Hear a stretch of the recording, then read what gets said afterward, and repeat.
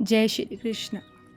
जैसा कि पिछले वीडियो में हमने साधक संजीवनी परिशिष्ट का नम्र निवेदन पढ़ा, आज हम इसी भाग के शेष 2 पन्ने पूरे करेंगे और इसके साथ ही हम परिशिष्ट के संबंध में स्वामी श्री राम सुखदास जी के विचारों को समझेंगे। इस भाग में स्वामी जी ने स्पष्ट किया है कि भगवत गीता के गूढ़ तत्वों को साधक के जीवन में कैसे उतारा जाए। उन्होंने बताया है कि गीता केवल ज्ञान की पुस्तक नहीं बल्कि जीवन को रूपांतरित करने वाला एक अनुभव है। तो आइए आगे बढ़ते हैं और इन अमूल्य वचनों का श्रवण करते हैं। संसार में वस्तु और व्यक्ति के साथ हमारा संयोग होता है। यहाँ संयोग होता है, वहीं कर्तव्य का पालन करने की आवश्यकता होती है। वस्तु का संयोग होने पर उस वस्तु में ममता न करके उसका सदुपयोग करना, उसको दूसरों की सेवा में लगाना हमारा कर्तव्य है। व्यक्ति का संयोग होने पर उस व्यक्ति में ममता न करके उसकी सेवा करना, उसको सुख पहुंचाना हमारा कर्तव्य है। कामना और ममता से रहित होकर कर्तव्य का पालन करने से शरीर संसार के संयोग का वियोग हो जाता है और योग की प्राप्ति हो जाती है। संयोग का तो वियोग होता है, पर योग का कभी वियोग नहीं होता। योग की प्राप्ति होने पर मनुष्य राग द्वेष, काम क्रोध आदि विकारों से सर्वदा मुक्त हो जाता है और उसको स्वाधीनता, निर्विकारता, असंगता, समता की प्राप्ति हो जाती है। प्रत्येक मनुष्य चाहता है कि मैं सदा जीता रहूं, कभी मरूं नहीं। मैं सब कुछ जान जाऊं, कभी अज्ञानी ना रहूं। मैं सदा सुखी रहूं, कभी दुखी ना रहूं। परंतु मनुष्य की ये चाहना अपने बल से अथवा संसार से कभी पूरी नहीं हो सकती, क्योंकि मनुष्य जो चाहता है वह संसार के पास है ही नहीं। वास्तव में मनुष्य को जो चाहिए वह उसको पहले से ही प्राप्त है। उसमें गलती ये होती है कि वह उन वस्तुओं को चाहने लगता है जिनका संयोग और वियोग होता है, जो मिलने और बिछड़ने वाली हैं। यह सिद्धांत है कि जो वस्तु कभी भी हमारे से अलग होती है वह सदा ही हमारे से अलग है और अभी वर्तमान में भी हमारे से अलग है। जैसे शरीर कभी भी हमारे से अलग होगा तो वह सदा ही हमारे से अलग है और अभी भी हमारे से अलग है। इसी तरह जो वस्तु परमात्मा कभी भी हमारे से अलग नहीं होती, वह सदा ही मिली हुई है और अभी भी हमारे को मिली हुई है। तात्पर्य ये निकला कि वास्तव में संसार का सदा ही वियोग है और परमात्मा का सदा ही योग है। कोई आचार्य पहले कर्म योग, फिर ज्ञान योग, फिर भक्ति योग, यह क्रम मानते हैं, और कोई आचार्य पहले कर्म योग, फिर भक्ति योग, फिर ज्ञान योग, यह क्रम मानते हैं। परंतु गीता पहले ज्ञान योग, फिर कर्म योग, फिर भक्ति योग, यह क्रम मानती है। गीता कर्म योग को ज्ञान योग की अपेक्षा विशेष मानती है, कारण कि ज्ञान योग के बिना तो कर्म योग हो सकता है, पर कर्म योग के बिना ज्ञान योग होना कठिन है। श्रीमद् भागवत में भी पहले ज्ञान योग, फिर कर्म योग, फिर भक्ति योग, यह क्रम कहा गया है। एक विलक्षण बात और है कि गीता कर्म योग और ज्ञान योग दोनों को समकक्ष और लौकिक बताती है। क्षर जगत और अक्षर जीव दोनों लौकिक हैं, पर भगवान अलौकिक हैं। क्षर को लेकर कर्म योग और अक्षर को लेकर ज्ञान योग चलता है। अतः कर्म योग और ज्ञान योग दोनों लौकिक हैं, परंतु भक्ति योग भगवान को लेकर चलता है। अतः भक्ति योग अलौकिक है। गीता ने भक्ति को सर्वश्रेष्ठ बताया है। गीता की भक्ति भेद वाली नहीं है, प्रत्युत अद्वैत भक्ति है। वास्तव में देखा जाए तो ज्ञान में द्वैत है और भक्ति में अद्वैत है। कारण कि ज्ञान में तो जड़ चेतन, जगत जीव, शरीर शरीरी, असत सत, प्रकृति पुरुष आदि दो दो हैं, पर भक्ति में केवल भगवान ही हैं।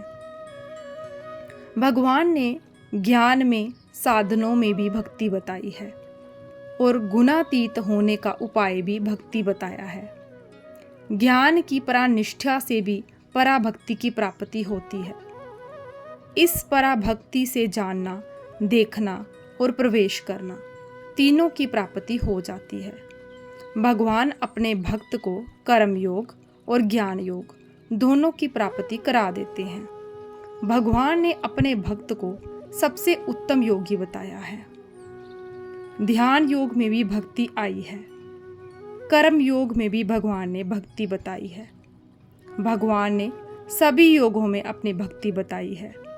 यह भक्ति की विशेषता है।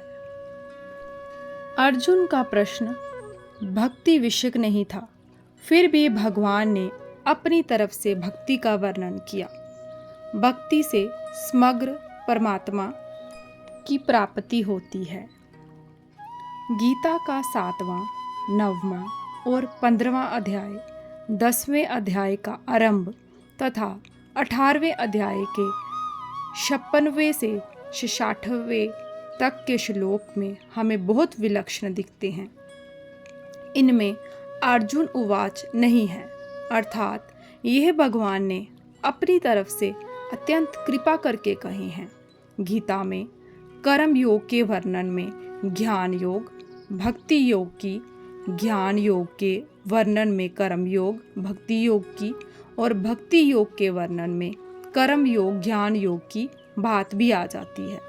इसका तात्पर्य है कि साधक कोई भी योग करे तो उसको तीनों योगों की प्राप्ति हो जाती है, अर्थात उसको मुक्ति और भक्ति दोनों प्राप्त हो जाते हैं।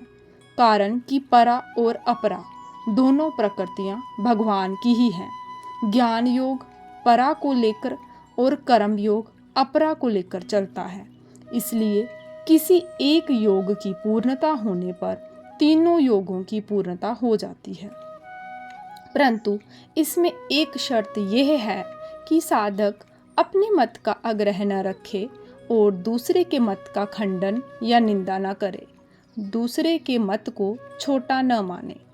अपने मत का आग्रह रहने से और दूसरे के मत को छोटा मानकर उसका खंडन या निंदा करने से साधक को मुक्ति, तत्व ज्ञान की प्राप्ति तो हो ही सकती है, पर भक्ति, परम प्रेम की अर्थात समग्रता की प्राप्ति नहीं हो सकती। आगे हम परिशिष्ट के संबंध में स्वामी जी के विचारों को समझेंगे। श्रीमद् भागवत गीता एक ऐसा विलक्षण ग्रंथ है जिसका आज तक न तो कोई पार पा सका, न पार पाता है, न पार पा सकेगा और न पार पा ही सकता है। गहरे उतरकर इसका अध्ययन मनन करने पर नित्य नए नए विलक्षण भाव प्रकट होते रहते हैं। गीता में जितना भाव भरा है उतना बुद्धि में नहीं आता, जितना बुद्धि में आता है उतना मन में नहीं आता, जितना मन में आता है उतना कहने में नहीं आता, जितना कहने में आता है उतना लिखने में नहीं आता। गीता असीम है, पर उसकी टीका सीमित ही होती है। हमारे अंतःकरण में गीता के जो भाव आए थे वे पहले साधक संजीवनी टीका में लिखे गए दिए थे, परंतु उसके बाद भी विचार करने पर भगवत कृपा तथा संत कृपा से गीता के नए नए भाव प्रकट होते गए। उनको अब परिशिष्ट भाव के रूप में साधक संजीवनी टीका में जोड़ा जा रहा है।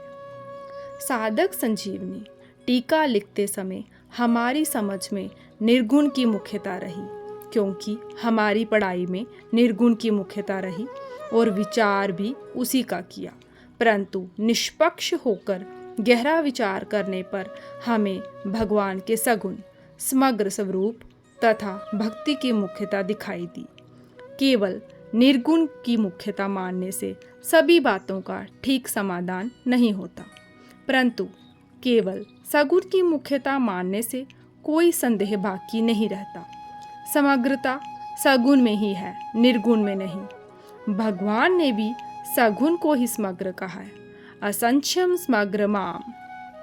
परिशिष्ट लिखने पर भी अभी हमें पूरा संतोष नहीं है और हमने गीता पर विचार करना बंद नहीं किया है। अतः आगे भगवत कृपा तथा संत कृपा से क्या क्या नए भाव प्रकट होंगे इसका पता नहीं, परंतु मानव जीवन की पूर्णता भक्ति प्रेम की प्राप्ति में ही है, इसमें हमें किंचन मात्र भी संदेह नहीं है। पहले साधक संजीवनी टीका में श्लोकों के अर्थ अन्वय पूर्वक न करने से उनमें कहीं कहीं कमी रह गई थी। अब श्लोकों का अन्वय पूर्वक अर्थ देकर उस कमी को पूर्ति कर दी गई है। अन्यवार्थ में कहीं अर्थ को लेकर और कहीं वाक्य की सुंदरता को लेकर विशेष विचारपूर्ण परिवर्तन किया गया है। पाठकों को पहले की और बाद की परिशिष्ट व्याख्या में कोई अंतर दिखे तो उनको बाद की व्याख्या का भाव ही ग्रहण करना चाहिए। यह सिद्धांत है कि पहले की अपेक्षा बाद में लिखे हुए विषय का अधिक महत्व होता है। इसमें इस बात का विशेष ध्यान रखा गया है कि साधकों का किसी प्रकार से अहित ना हो, कारण कि यह टीका मुख्य रूप से साधकों के हित की दृष्टि से लिखी गई है, विद्वता की दृष्टि से नहीं। साधकों को चाहिए कि वे अपना कोई आग्रह ना रखकर इस टीका को पढ़ें और इस पर गहरा विचार करें, तो वास्तविक तत्व उनकी समझ में आ जाएगा और जो बात टीका में नहीं आई है वह भी समझ में आ जाएगी। विनीत स्वामी राम सुखदास जी। जय श्री कृष्ण। इस प्रकार हमने साधक संजीवनी के परिशिष्ट का नम्र निवेदन का पठन पूरा किया और साधक संजीवनी के संबंध में स्वामी जी के विचारों को समझा। स्वामी श्री राम सुखदास जी के इन भावों से हमें गीता के गूढ़ रहस्यों और साधना के महत्व का अद्भुत अनुभव हुआ। अब आने वाले वीडियो में हम आगे बढ़ेंगे और गीता की महिमा, गीता की शैली तथा गीता के प्रथम अध्याय की हम शुरुआत करेंगे। इन सभी भागों में हमें गीता के वास्तविक रहस्यों, साधना के मार्ग और आत्मिक शांति के उपायों को विस्तार से समझने का अवसर मिलेगा। तो जुड़े रहिए और अगले वीडियो में हम गीता की महिमा का पठन प्रारंभ करेंगे। धन्यवाद। जय श्री कृष्ण।